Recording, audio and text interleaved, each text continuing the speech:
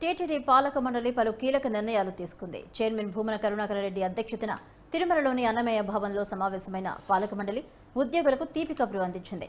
TTD contract society ఉద్యోగులకు 15,000 మందికి 3 నుంచి 20,000 వరకు జీతాలు పెంచుతూ టీటీడీ బోర్డు తీర్మానం చేసింది. ఇక నుంచి ప్రతి ఏటా ఫిబ్రవరి 24న తిరుపతి ఆవిర్భావ దినోత్సవాన్ని నిర్వహించాలని నిర్ణయించినట్లు చైర్మన్ భూమన తెలిపారు.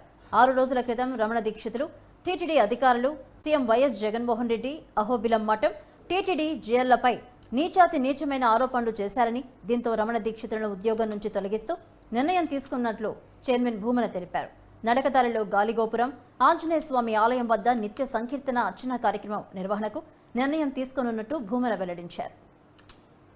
ఇవన్నీ కూడా భగవంతుని సేవలో తరించి అతి తక్కువ జీతాలు పొందుతూ తమకు జీతాలు పెరగాలి, వేతనాలు పెరగాలి అని 10 సంవత్సరాలుగా మొరలు పెట్టుకుంటున్నటువంటి వాళ్ళకి మా పాలక మండలి మొత్తం టీటీడీ వ్యవస్థలో పనిచేస్తున్నటువంటి ప్రతి ఉద్యోగికి న్యాయం చేయాలా అన్నటువంటి తలంపుతో దాదాపు 100కి 100% మందికి ఈ రకంగా ప్రయోజనం కలుగుతున్నదేనని మీ ద్వారా పంచుకోవటానికి నిజంగా వ్యక్తిగా నాకు, మా పాలక మండలి సభ్యులకి, ఈవోతో సహా అధికారులకు అందరికీ కూడా చాలా ఆనందకరమైన ఈ విషయాన్ని అందరికీ తెలియజేస్తున్నానని తెలియజేస్తున్నాను. దాదాపు 6 రోజుల క్రితం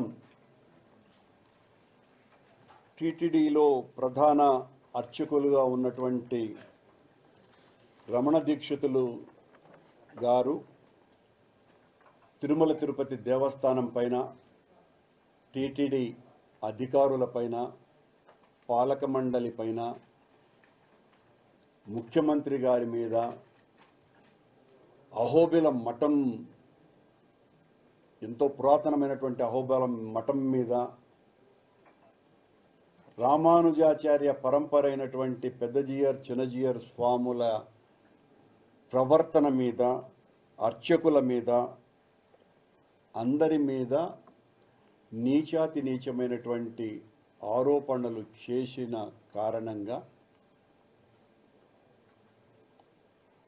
మొత్తం బోర్డు అంతా కూడా ఇలాంటి వాటిల్ని ఎట్టి పరిస్థితుల్లోనూ ఉపేక్షించడానికి లేదు. సంస్థ గౌరవం